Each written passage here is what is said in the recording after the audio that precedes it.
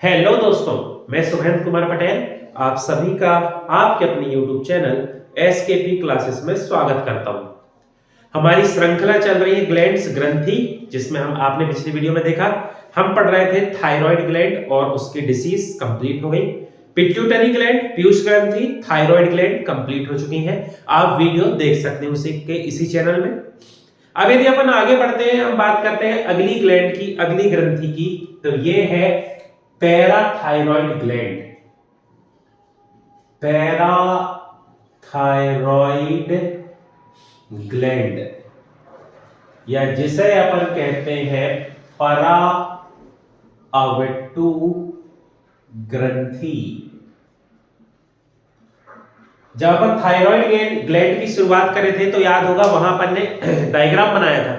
उस डायग्राम में अपन ने बताया था कि दो पेयर, उसी में थायराइड ग्लैंड में नीचे की तरफ दो पेयर मतलब चार क्या पाई जाती है, पैराथायरॉइड ग्लैंड उसी से जुड़ी होती है, इसलिए इसका नाम क्या है, पैराथायरॉइड ग्लैंड। अब इस पैराथायरॉइड की बात करें तो सबसे पहले लोकेशन की बात करें तो कहां होती है, तो ये पाई जाती है थायराइड ग्लैंड में, अवटु ग्रंथि में। संख्या कितनी होती है, दो पेयर, राइट साइड एक पेयर, लेफ्ट साइड एक पेयर, दो पेयर मतलब संख्या कितनी होती है, चार पाई जाती है पैराथायरॉइड ग्लैंड। ठीक, अब यदि हम बात करें इस पैराथायरॉइड ग्लैंड की, तो ये जो है ये एक हार्मोन रिलीज करती है, हार्मोन रिलीज करती है जिसे कहा जाता है पैराथायरॉन, जिसे अपन क्या कहेंगे, जिसे कहा जाता है पैराथार्मोन। ठीक, नाम समझ जाओगे, दिक्कत नहीं है। पैराथार्मोन, ठीक, हार्मोन और पैरा को मिला लिए तो क्या हो गया, पैराथार्मोन। ये हो गया हार्मोन के लिए एच से, पैरा पैर और टी से हो गया थायराइड, तो पैराथायरॉन, पैराथायरॉन शॉर्ट में इसे कहा जाता है पीटीएच। अब ये नाम से भी आ जाएगा, पीटीएच हार्मोन किससे निकलता है, तो पीटीएच मतलब पैराथायरॉन, जो कि निकलता है कहां से, पैराथायरॉइड ग्लैंड से। अब ये जो पैराथायरॉन हार्मोन है, इसकी स्टडी सबसे पहले 1925 में जिस साइंटिस्ट ने की थी उनका नाम है कॉलिप। हार्मोन प्रोटीन है जो हमारे शरीर में पाए जाते हैं, लेकिन इसको फ्री स्टेट में पाकर इसकी स्टडी करना, कैसे बनता है, क्या होता है, ये सब की स्टडी करना, ये सबसे पहले किया था 1925 में कॉलिप ने। इसीलिए कभी कभी पीटीएच का दूसरा नाम आपसे पूछता है, जो होता है कॉलिप्स हार्मोन। कॉलिप के नाम पे क्या हो गया, कॉलिप्स हार्मोन। कॉलिप्स ने ये बताया था कि ये जो पीटीएच है, पैराथायरॉन है, ये 84 एमिनो एसिड से मिलके बनता है। याद रखना, इंपॉर्टेंट क्वेश्चन है ये। पैराथायरॉन के निर्माण के लिए कितने एमिनो एसिड की आवश्यकता होती है, 84। होते अपने पास 20 है ना, एसेंशियल अपने पास है बॉडी में, और बाकी अपन खाना में ले रहे हैं, लेकिन वो टूटते हैं, उनका स्ट्रक्चर बदलता है, अलग अलग आपस में जुड़ते हैं। तो इस प्रकार से 84 एमिनो एसिड बनाते हैं पीटीएच, जिसे कॉलिप ने बताया था, इसीलिए इसे कहा जाता है कॉलिप्स हार्मोन। ठीक, चलिए इसी की कहानी समझेंगे अपन। यहां पर क्या कैसी कहानी है, क्या काम है, कैसे करता है, इन सब पॉइंट पे अपन को नजर डालना है। तो अपन शुरुआत करते हैं अपने हार्मोन की, जिसका नाम है पैराथार्मोन।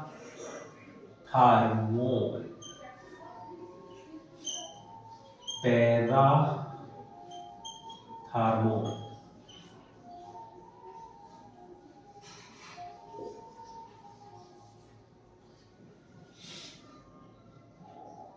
ठीक, पैराथार्मोन। चलिए समझे, यहां से हम इस हार्मोन की कहानी समझना चालू करते हैं। ये जो हार्मोन है इसका काम होता है, यह हमारे ब्लड में कैल्शियम के लेवल को या कैल्शियम के स्तर को बढ़ाता है, कैल्शियम के स्तर को बढ़ाता है।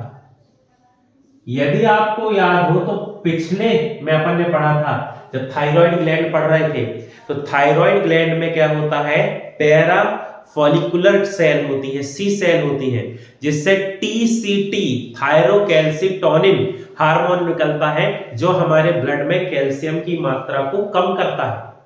ये उसके बिल्कुल अपोजिट है, विपरीत काम कर रहा है। ये हमारे ब्लड में कैल्शियम की मात्रा को क्या करता है, बढ़ाता है। ठीक, अभी ऐसा काम कैसे करता है, कैसे ब्लड में कैल्शियम की मात्रा को बढ़ाता है, तो इसको समझेंगे। ये जो हार्मोन है पैराथॉर्मोन, ये सबसे पहले स्टिमुलेट करता है ऑस्टियोक्लास्ट को।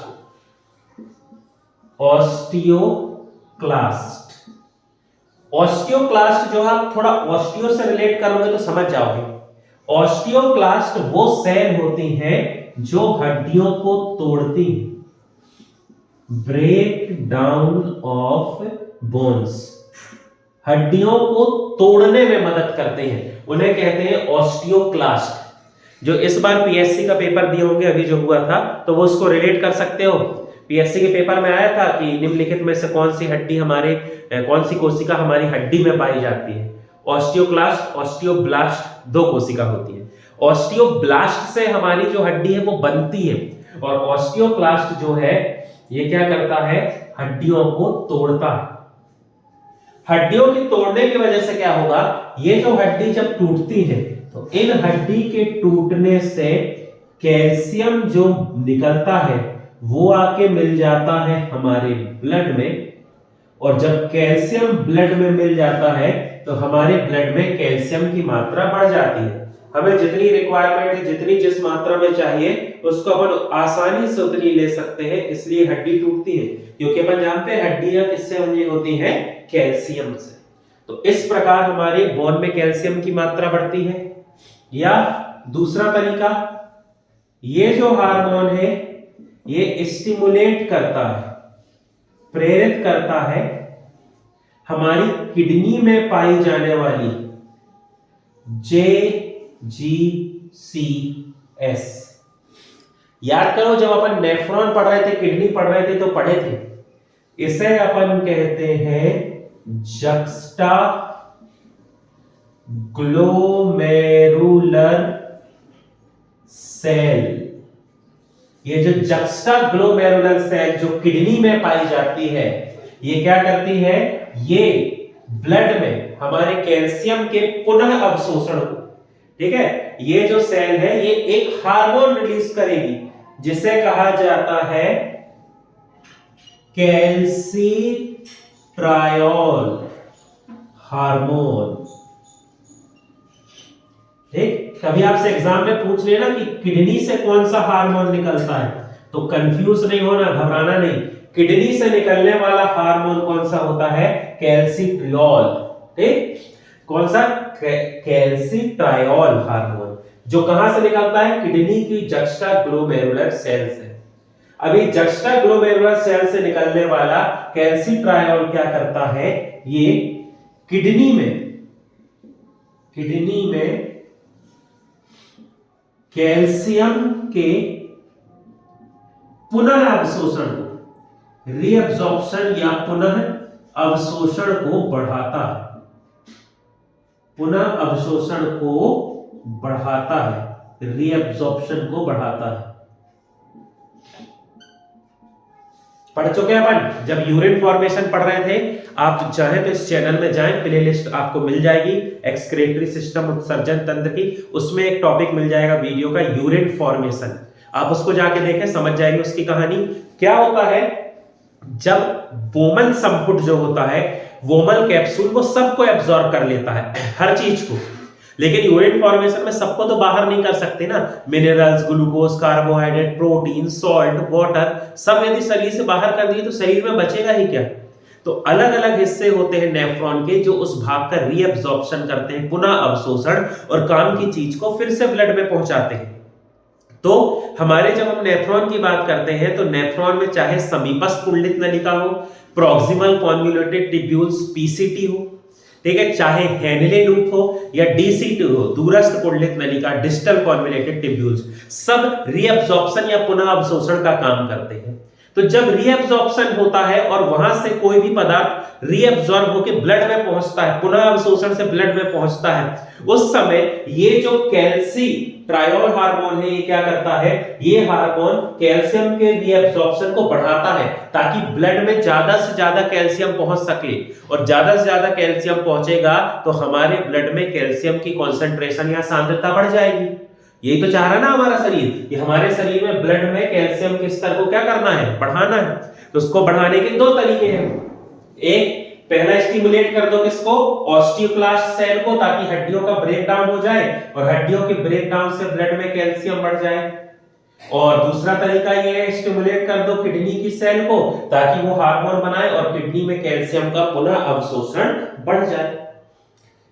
ठीक, तो ये जो है पैरा हार्मोन के काम होते हैं, बहुत अच्छे से याद रखेंगे, बहुत इंटरेस्टिंग है। इससे रिलेटेड क्वेश्चन आपको मिलेंगे तो आपको ऐसा ना लगे कि अजीब सा क्या है, सुना हुआ लगना चाहिए। इसको अपन ने बहुत डिटेल से पढ़ा अच्छे से। ठीक, चलिए आगे बढ़ते हैं। अब बात आती है कि हम कैल्शियम एब्जॉर्प्शन को, कैल्शियम के अवशोषण को इतना महत्व क्यों दे रहे हैं, क्या काम है हमारे शरीर में, इतना क्या महत्व है कैल्शियम का। बाकी एब्जॉर्प्शन या अवशोषण भी तो हो रहा है लेकिन क्यों नहीं पढ़ रहे हैं, कैल्शियम का एब्जॉर्प्शन बढ़ाना है, घटाना है, उसी से रिलेटेड हार्मोन क्यों पढ़ रहे हैं। तो उसके लिए अपन थोड़ा सा समझ लेना। तो अपन क्या समझते हैं यहां पर, कैल्शियम आयन के कार्य, या आप कह सकते हो कैल्शियम के कार्य, कंफ्यूज नहीं होना, फंक्शन ऑफ कैल्शियम। ठीक, अब रिलेट करो, थोड़ा तो दिमाग लगा ही लोगे, कैल्शियम से है पहला, दांत और हड्डी के निर्माण के लिए आवश्यक। ठीक, दांत और हड्डी के निर्माण के लिए आवश्यक है। फिर ये जो कैल्शियम है ये हमारे पेशीय संकुचन, पेशीय संकुचन बोले तो इसे अपन क्या कहते हैं, मस्क्यूलर कॉन्ट्रैक्शन। पेशीय संकुचन, ये जैसे ये जो मसल्स पे है ना, जो ये क्या हो गया, ऐसे पास में आ गई, संकुचन, कॉन्ट्रैक्शन हो गया। इस कॉन्ट्रैक्शन को क्या करता है, नियंत्रित करता है, को कंट्रोल करता है, नियंत्रित करता है। ठीक, फिर यदि अपन बात करें तो रक्त का थक्का जमाने में, ब्लड क्लॉटिंग में हेल्प करता है। ब्लड क्लॉटिंग जब अपन पढ़ रहे थे, ब्लड पढ़ा था अपन ने, तो उसमें देखना थ्रोम्बोब्लास्टिन प्रोटीन बनता है जो प्रोथ्रोम्बिन को एक्टिव करना चाहता है, लेकिन प्रोथ्रोम्बिन को एक्टिव करने के लिए थ्रोम्बोब्लास्टिन को आवश्यकता होती है कैल्शियम आयन की।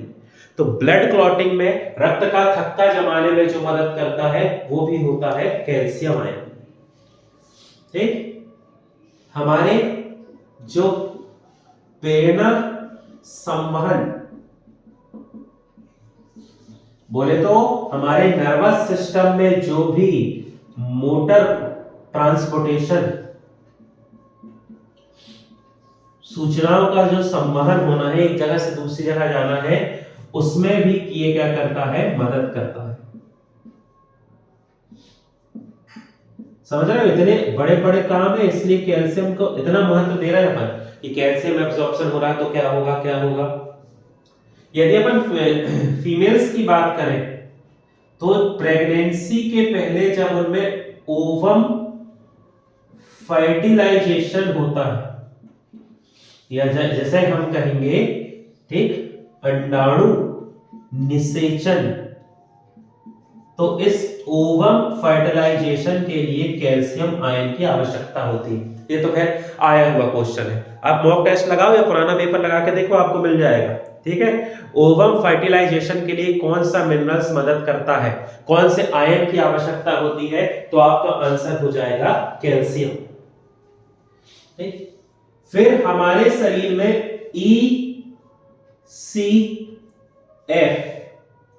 ECF की मात्रा को संतुलित करना, उसको एक साम्य स्थिति में रखने में मदद करता है।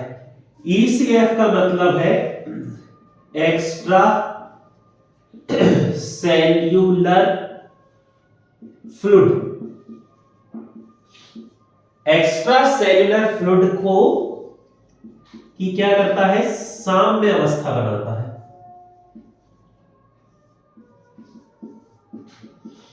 उसको बिल्कुल जितनी जरूरत है, कम ज्यादा जैसी जरूरत है, उसको बनाए रखने में मदद करता है। अब आपके दिमाग में आएगा ये ECF क्या आ गया? ECF एक्स्ट्रा सेल्यूलर फ्लूइड, ऐसा फ्लूइड जो सेल के अंदर नहीं है, सेल से बाहर है, हमारे शरीर की कोशिकाओं से बाहर है, लेकिन हमारे काम का है। जैसे आपने सुना होगा ब्लड प्लाज्मा, लिम्फ, हमारे ब्लड में लिम्फ होती है जो RBC WBC से बनती है ना। लिम्फ कुछ ब्लड होता है जो वेसल्स से बाहर निकल जाता है। ब्लड जैसे कैरेक्टर तो नहीं होते उसमें, ठीक है, लेकिन उसमें WBC होती है और वो अपना एक नेटवर्क बना लेते हैं जिसे लिम्फ कहते हैं। अभी अपन काफी आगे उसको पढ़ेंगे, जब अपन टिश्यू पढ़ेंगे ना, ऊतक मनुष्य के, एनिमल टिश्यूज, तब अपन पढ़ेंगे उसको। तो लिम्फ हो गया, ब्लड प्लाज्मा हो गए, ये सेल से बाहर फ्लूइड होते, लेकिन ये काम के हैं। जैसे किसी भी चीज का ट्रांसपोर्टेशन करना, चाहे हार्मोन्स ले जाना हो, वेस्ट मटेरियल लाना हो, या किसी भी चीज का ट्रांसपोर्टेशन, खाना, पानी, न्यूट्रिएंट्स, तो ये तो प्लाज्मा ही करता है ब्लड में। ठीक, फिर लिम्फ जो है ये भी ट्रांसपोर्टेशन करेगा, इम्यूनिटी सिस्टम को स्ट्रॉन्ग करेगा। तो जरूरी हिस्से तो हैं, लेकिन सेल के बाहर है, कोशिका के बाहर है, लेकिन शरीर के लिए जरूरी होते हैं। तो ये जो ECF होते हैं, इनके निर्माण में सबसे महत्वपूर्ण होता है कैल्शियम। ये पॉइंट आप बहुत अच्छे से याद रखें। मैं इसलिए इन बिंदुओं पर बार बार जोर दे रहा हूं, क्योंकि आपको ये पता होना चाहिए कि आखिर हम क्यों कैल्शियम को ही पढ़ने में सबसे ज्यादा मेहनत कर रहे हैं। बाकी भी तो मिनरल्स आ रहे थे, बाकी भी तो सब कुछ हो रहा था, लेकिन पूरा का पूरा जो ध्यान है वो अपन कैल्शियम में क्यों दे रहे हैं। तो इससे आपको क्या होगा, इसका कारण पता चल जाएगा। ठीक, चलिए अब यदि बात करें तो एक बहुत बड़ा जो फैक्टर है जिस कैल्शियम से जुड़ा हुआ है, उसको समझते हैं। डायरेक्ट नहीं जुड़ा पर फिर भी, ठीक, कौन सा हार्मोन पढ़ रहे हैं अपन? पैराथार्मोन। पैराथार्मोन,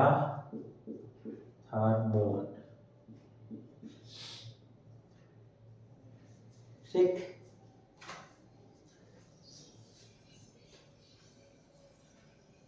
ये जो हार्मोन, ये हार्मोन कोफैक्टर साथी है। किसका साथी है? विटामिन डी का। अब ये थोड़ा सा ट्विस्ट आ गया, यहां से याद रखना अपन को।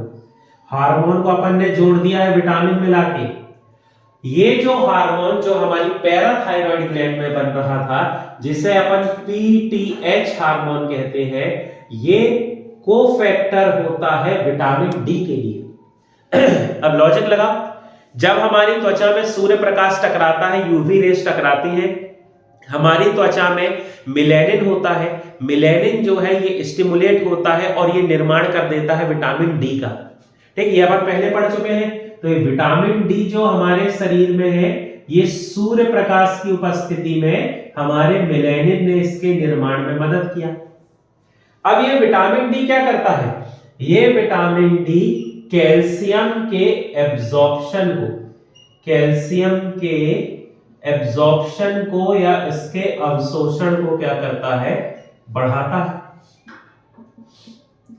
कि भैया कैल्शियम का अवशोषण ज्यादा से ज्यादा हो। और वही काम कौन करता है? वैसे ही कैल्शियम से रिलेटेड होता है कौन सा हार्मोन? PTH। ये भी क्या करता है? कैल्शियम के लेवल को या स्तर को बढ़ाता है। तो कभी एग्जाम में आपसे पूछ लिया जाए कि कौन सा विटामिन पीटीएच हार्मोन से संबंधित है, तो आपका आंसर हो जाएगा विटामिन डी पीटीएच हार्मोन से क्या होता है, संबंधित होता है। ठीक, ऐसा कोई डायरेक्ट रिलेशन नहीं है, लेकिन अब यदि पेपर में पूछ ही लिया तो उस हिसाब से लिखने के लिए आपको याद रखना कि ये क्या करता है, विटामिन डी के साथ एसोसिएट करता है, क्योंकि दोनों का काम कैल्शियम के स्तर को बढ़ाना होता है। ठीक, उम्मीद करता हूं मैं यहां तक आपको कोई दिक्कत नहीं आई होगी। बहुत सिंपल हार्मोन है, पूरे तरीके से कैल्शियम से रिलेटेड है ना। अब एक पॉइंट समझो, अपन ने कहा पीटीएच हार्मोन बना, ये हार्मोन रिलीज हुआ और इसने क्या किया, ब्लड में कैल्शियम का जो स्तर है वो बढ़ा दिया कि भैया जरूरत के अगले को कैल्शियम का स्तर इसने क्या किया, बढ़ा दिया। लेकिन यदि हमेशा पीटीएच काम करता रहे तो भी तो गड़बड़ है, क्योंकि पीटीएच क्या कर रहा है, ब्लड में कैल्शियम बढ़ जाए इसलिए हड्डी को तोड़ रहा है, वो ब्रेक डाउन कर रहा है हड्डियों का, और जबरदस्ती कैल्शियम का रीएब्जॉर्प्शन कर रहा है। अब यदि जरूरत से ज्यादा कैल्शियम का रीएब्जॉर्प्शन हो गया तो भी तो बीमारी होगी, और जरूरत से ज्यादा यदि ब्लड में कैल्शियम बन गया, उस चक्कर में हड्डी तो टूट रही है ना, हड्डी तो क्षरण हो रहा, कोरोजन हो रहा, हड्डी तो खराब हो रही है। तो फिर क्या होता है, जब ये स्तर बढ़ा देता है तो उसके बाद फिर निकलता है टीसीटी। याद करो, कल पढ़े थे थायराइड ग्लैंड में, पूरा डिटेल में पढ़े थे, मैं यहां नहीं पढ़ा रहा हूं, प्रीवियस वीडियो में जाके देखो कि सी सेल होती है, वहां से निकलता है क्या, कैसी कहानी सब पढ़े थे। टीसीटी, इसे अपन क्या कहते हैं, थायरोकैल्सिटोनिन। ठीक, ये क्या करता है, थायरोकैल्सिटोनिन जो है, जब ये हार्मोन रिलीज होगा, ये भी हार्मोन है, जब ये हार्मोन रिलीज होगा तो ये ब्लड में कैल्शियम के स्तर को कम करेगा, लेवल के स्तर को कम करता है। तो इस प्रकार ये दोनों हार्मोन मिल बांट के काम कर रहे हैं। ठीक है, ये चला गया कि कहा भैया पीटीएच का कि भैया हम बहुत ज्यादा कैल्शियम निकाल रहे हैं, गड़बड़ हो जाएगा, एक काम करो तुम बंद करो, टीएसएच निकला, कैल्शियम की मात्रा कम कर दिया। टीसीएच गया, कहा कि भैया टीसीटी गया, कहा भैया हम बहुत ज्यादा कम कर दिए हैं कैल्शियम की मात्रा, अगले का काम नहीं चल रहा है, बढ़ाओ, तो ये आया इसके पास, पीटीएच ने बढ़ा दिया। दोनों मिल बांट के काम कर रहे हैं। बस पीटीएच क्या करता है, कैल्शियम का स्तर बढ़ाता है, टीसीटी क्या करता है, कैल्शियम का स्तर कम करता है। टीसीटी निकलता है थायराइड ग्लैंड से और पीटीएच किससे निकलता है, पैराथायराइड ग्लैंड से। एक दूसरे से रिलेट जुड़े हुए हैं, दोनों अपना काम कर रहे हैं। ठीक, तो ये जो है, ये इन दोनों हार्मोन की जब जैसे जरूरत पड़ती है ये हार्मोन्स निकलते हैं। कैल्शियम हमारे लिए बहुत महत्वपूर्ण है। हमारे शरीर में जितने भी मिनरल्स है ना, उनमें सबसे ज्यादा जो है वो कैल्शियम। यदि एक स्वस्थ मनुष्य की बात करें, ठीक, एक हेल्दी इंडिविजुअल की बात करें, ठीक, एक स्वस्थ मनुष्य की बात की जाए तो उसके शरीर में 10 से 11.5 मिलीग्राम प्रति 100 मिलीलीटर ब्लड में कैल्शियम होना चाहिए। ठीक, समझ सकते हो, पर्याप्त तो मात्रा है ये। 10 से लेके 11.5 मिलीग्राम प्रति 100 मिलीलीटर ब्लड में क्या होना चाहिए, कैल्शियम। हमारे शरीर में जितना भी कैल्शियम है उसका 99% कैल्शियम जो है वो कहां पर स्टोर है, हमारी बोन में। इसीलिए पीटीएच क्या करता है, बोन को ऑस्टियोक्लास्ट की मदद से तोड़ता है और उससे ब्लड में कैल्शियम बढ़ाता है। फिर बाकी विटामिन डी आएगा, कैल्शियम फिर से बनेगा, हड्डी में इकट्ठा होगा, अस्थि भवन, या जैसे अपन जिसको अपन कहते हैं ओसिफिकेशन, अस्थि भवन मतलब ओसिफिकेशन, हड्डियों का बनना, वो प्रोसेस होती है। तो फिर से कैल्शियम आ गया, हड्डी बन गई। और जब ब्लड में कैल्शियम की जरूरत है तो फिर पीटीएच ने ऑस्टियोक्लास्ट को स्टिमुलेट करके फिर हड्डियों को तोड़ लिया, कैल्शियम ले लिया। तो ये प्रोसेस चलती रहती है, ऐसा कोई बहुत दिक्कत वाली बात नहीं है, अनटिल उसमें कुछ बहुत बड़ा फैक्टर ना हो जाए। तो एक सामान्य प्रक्रिया है जो चलती रहती है। ठीक, अब हम देखते हैं कि इस हार्मोन की अधिकता से और कमी से कौन सी बीमारी या क्या स्थिति होती है। तो पहली कंडीशन अब हम देखते हैं हाइपर सिक्रेशन से। पहली कंडीशन अपन क्या पढ़ेंगे, हाइपर सिक्रेशन, मतलब इस हार्मोन के अधिक स्त्राव से। कौन से हार्मोन की बात कर रहे हैं अपन, पीटीएच, पैराथॉर्मोन, पीटीएच, पैराथॉर्मोन। अब यदि इस हार्मोन की अधिकता हो गई, सीक्वेंस समझते जाओ, हार्मोन की अधिकता हो गई तो हमारे ब्लड में कैल्शियम की अधिकता हो जाएगी। समझ रहे हो, ज्यादा हड्डी टूटेंगी, हड्डी को ज्यादा तोड़ेगा और ब्लड में कैल्शियम, किडनी में ज्यादा कैल्शियम का पुनः अवशोषण करेगा और ब्लड में कैल्शियम की अधिकता हो जाएगी। ठीक, समझ गए कहानी। अब ब्लड में कैल्शियम की अधिकता हो जाने की वजह से क्या होगा, तो एक जो आपके दिमाग में सीधे सीधे आ जाएगा, कैल्शियम से रिलेट करोगे तो वो बीमारी होती है स्टोन, पथरी। जब अपन उत्सर्जन तंत्र की डिसीज पढ़ रहे थे तो अपन ने पढ़ा था कि कैल्शियम की मात्रा ज्यादा होने पर किडनी में कैल्शियम ऑक्सिलेट के क्रिस्टल का जमाव हो जाता है, जो हमारी किडनी के पेल्विस वाले हिस्से में आके इकट्ठे होते हैं। और जब ये ज्यादा हो जाते हैं तो यूरेटर, मूत्र वाहिनी को प्रभावित करते हैं, जिससे यूरिन का जो एक्सक्रीशन है, मूत्र का उत्सर्जन या स्त्राव है, प्रभावित होता है। कैल्शियम ऑक्सिलेट के क्रिस्टल जमा हो जाते हैं, नाम से ही समझ रहे हो। पथरी बीमारी में कैल्शियम ऑक्सिलेट के क्या होते हैं, क्रिस्टल जमा हो जाते हैं। ठीक, फिर यदि अपन आगे बढ़े तो क्या हो जाएगा, इसकी अधिकता होने पर कैल्शियम की मात्रा बढ़ गई, मतलब उससे अपन क्या कहेंगे, हाइपर कैल्सीमिया स्थिति हो जाएगी, हाइपर कैल्सीमिया। अब हाइपर कैल्सीमिया यदि हो गया तो ये इफेक्ट करेगा, याद करो कैल्शियम के काम लिखते समय अपन ने लिखे, मोटर कन्वेंशन को ये इफेक्ट करता है, तो ये तंत्रिका तंत्र को प्रभावित करेगा, नर्वस सिस्टम तंत्रिका तंत्र को प्रभावित करेगा। जो इसके काम है वही से रिलेट करके याद रखना, तो याद करने में दिक्कत नहीं जाएगी। फिर अपन ने क्या कहा था, मांसपेशियों के मसल्स जो होते हैं उनके संकुचन को नियंत्रित करता है। ठीक, तो क्या प्रभावित हो जाएगा, पेशियों का संकुचन, कॉन्ट्रैक्शन ऑफ मसल्स, पेशियों का संकुचन प्रभावित होगा।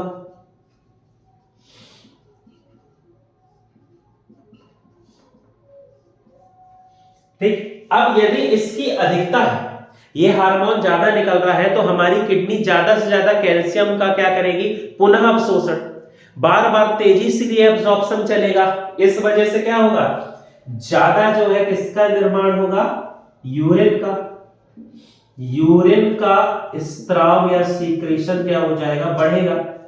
क्योंकि भैया किडनी को ज्यादा से ज्यादा कैल्शियम का एब्जॉर्प्शन करना है, पुनः अवशोषण करना है, वो तेजी से काम कर रही है। अब जब वो पुनः अवशोषण कर रही है तो वेस्ट मटेरियल तो बनेगा, अपशिष्ट पदार्थ, तो वो जो अपशिष्ट पदार्थ है वो कहां इकट्ठा हो जाएगा, अपशिष्ट पदार्थ कहां जाए, तो यूरिन बनेगी। अब यूरिन को शरीर से बाहर करेंगे तो बार बार यूरिन का स्त्राव होगा। अब यूरिन का स्त्राव होने की वजह से क्या होता है, बहुत ज्यादा प्यास लगती है तो व्यक्ति बहुत ज्यादा पानी पीता है। अब बहुत ज्यादा पानी पीना समस्या नहीं है, पर क्या होता है वो बार बार जब यूरिन का स्त्राव करेगा इंसान और बहुत ज्यादा पानी पिएगा तो उसका पेट हमेशा भरा रहेगा, उसको खाना खाने का मन नहीं होगा, उसकी भूख मर जाएगी, वो खाना नहीं खाएगा क्योंकि उसका पेट भरा है, वो लगातार क्या पी रहा है, पानी पी रहा है, पानी पी रहा है। तो ये समस्या हो जाएगी, भूख मर जाएगी, फिर शरीर में और दूसरे प्रभाव दिखने लगेंगे, शरीर कमजोर होने लगेगा, मसल्स जो है दिक्कत करने लगेंगी, तो ये समस्या हो जाएगी। अब मान लो ये लगातार ये हार्मोन हड्डियों का यदि क्षरण कर रहा है, हड्डियों को कोरोजन कर रहा है, हड्डी को नुकसान पहुंचा रहा है, तब भी तो दिक्कत है, हड्डियां क्या हो जाएंगी, कमजोर हो जाएंगी, जिससे जो बीमारी होगी उसे कहते हैं ऑस्टियोपोरोसिस। हिंदी में इस बीमारी को कहा जाता है अस्थि भंगुरता। भंगुर मतलब समझ गए, टुकड़ों में टूट जाना, पाउडर जैसा हो जाना, उसे अपन भंगुर कहते हैं, ब्रिटल। तो क्या होगा, इस बीमारी में हड्डी के और उसका कैल्शियम निकल के ब्लड में आ रहा है, कैल्शियम निकल के ब्लड में आ रहा है, हड्डी पतली हो गई, कमजोर हो गई, थोड़ी भी चोट लगी हड्डी टूट गई, क्योंकि कैल्शियम कम है, मजबूती उनमें बची नहीं, तो हड्डी कमजोर होकर टूटने लगी। उस एडल्ट में, वयस्क में, बच्चों में यदि वो हो रहा है तो वो रिकेट्स है, वो विटामिन डी या कैल्शियम की कमी से हो रहा है। लेकिन उम्र बढ़ने के बाद एडल्ट में यदि ऐसा हो रहा है कि हड्डियां कमजोर होकर टूटने लगी, तो वो कहलाएगा ऑस्टियोपोरोसिस, या उसे अपन कहते हैं अस्थि भंगुरता। तो ये सब स्थिति हो जाएंगी जब हमारे शरीर में पीटीएच हार्मोन की क्या हो जाए, अधिकता हो जाए। क्या क्या याद रखना, पथरी अधिकता होगी, जिसको कहते हैं हाइपरकैल्सीमिया, जिससे तंत्रिका तंत्र प्रभावित होती है, पेशी संकुचन प्रभावित होता है। फिर याद रखना है यूरिन का स्त्राव ज्यादा होगा, जिससे ज्यादा पानी पिएंगे, खाना खाने की इच्छा नहीं होगी, भूख मर जाएगी। और फिर क्या याद रखना, ऑस्टियोपोरोसिस, या जिसे अपन कहते हैं अस्थि भंगुरता। ठीक, अब इसके उपचार की बात करें तो ऐसा कोई उपचार तो खास अपन को ऐसा आइडिया नहीं है, लेकिन फिर भी ये इसका अधिक स्त्राव इसलिए होता है क्योंकि ग्रंथि जरूरत से ज्यादा बढ़ गई है, ग्लैंड ज्यादा बढ़ गई है, तो वो ज्यादा से ज्यादा हार्मोन निकाल रही है। तो कई बार क्या करते हैं, जब ये स्थिति गंभीर होती है ना, तो जो ग्रंथि है उसके बढ़े हुए हिस्सों को ऑपरेशन करके काट दिया जाता है। जो सिर्फ मुख्य भाग होता है ग्रंथि का, या जितनी मात्रा में होना चाहिए उतने ही को रखते हैं, और बचे हुए भाग को क्या करते हैं, काट देते हैं। तो ये इसका आप कह सकते हो, ट्रीटमेंट तो नहीं, पर हाँ आप कह सकते हो कि एक तरीका होता है इसको कम करने का। ठीक, अब हाइपर सिक्रेशन हो गया, अधिकता हो गई, तो कमी से भी देख लेते हैं। जब अधिकता है तो हाइपर सिक्रेशन, तो कम है तो क्या कहलाएगा, तो कम को कहते हैं हाइपो। हाइपर का उल्टा क्या होता है, हाइपो। तो कम स्त्राव से, पीटीएच के लेस सिक्रेशन या कम स्त्राव से क्या होगा।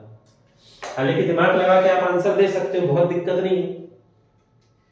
ठीक, सबसे पहले तो क्या हो जाएगा, स्त्राव नहीं होगा, कैल्शियम की मात्रा बहुत कम हो जाएगी, तो सबसे बड़ी दिक्कत होगी पेशियों में, मसल्स में अत्यधिक ऐंठन और कंपन।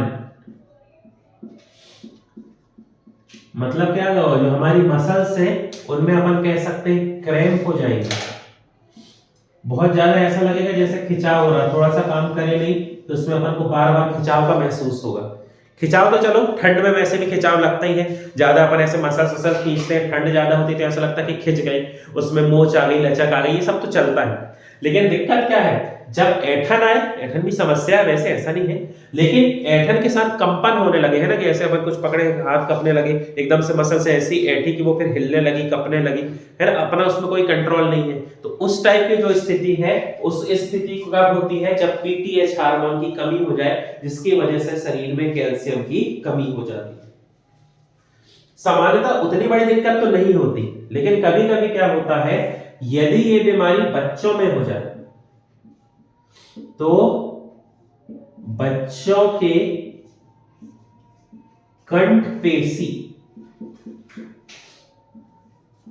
अब एक हिस्सा होता है जिसे अपन क्या कहते हैं, लेरिक्स, श्वसन तंत्र में पढ़ेंगे, कंठ पेशी में लेरिक्स जो मसल्स होती हैं उसमें खिंचाव हो जाता है। अब यदि ये कंठ पेशी में जो हमारे गले के पास की जो मसल्स हैं, थ्रोट मसल्स कह सकते हैं। गले की मांसपेशियों में यदि खिंचाव होगा बहुत ज्यादा तो क्या होता है, जो छोटे बच्चे होते हैं उनकी श्वास नली या ट्रैकिया जो है उसमें भी खिंचाव हो जाता है, और श्वास नली या ट्रैकिया में खिंचाव होने के कारण ऑक्सीजन की सप्लाई नहीं मिल पाती, हवा की सप्लाई नहीं मिल पाती और छोटे बच्चों की मृत्यु हो जाती है। समानता एडल्ट में ये केस नहीं आएगा, क्योंकि अब थोड़ी तो अपनी इम्यूनिटी भी काम करेगी, थोड़ी अपनी सहन शक्ति भी बढ़ गई है, थोड़े बहुत लक्षण समझ में आएंगे तो अपन बताएंगे, ट्रीटमेंट कराएंगे। लेकिन बच्चों के पास ये सब नहीं है, तो क्या होगा, जैसे उनकी ये थ्रोट, ये वाली जो मसल्स हैं, कंठ की मसल्स, पेशियां हैं, जैसे इनमें ऐंठन आएगी तो क्या होगी, ये जो ऐंठन है ये ट्रैकिया या श्वास नली को प्रभावित करेगी। अब जब ट्रैकिया या श्वास नली में ऐंठन आ जाएगी तो हवा की सप्लाई प्रभावित होगी, और हवा की सप्लाई नहीं होती तो बच्चों की मृत्यु हो जाती है। इस कंडीशन में तो ये बड़ी बीमारी हो जाती है। इसलिए थोड़ा सा कैल्शियम की मात्रा जो है वो सही होना चाहिए शरीर में।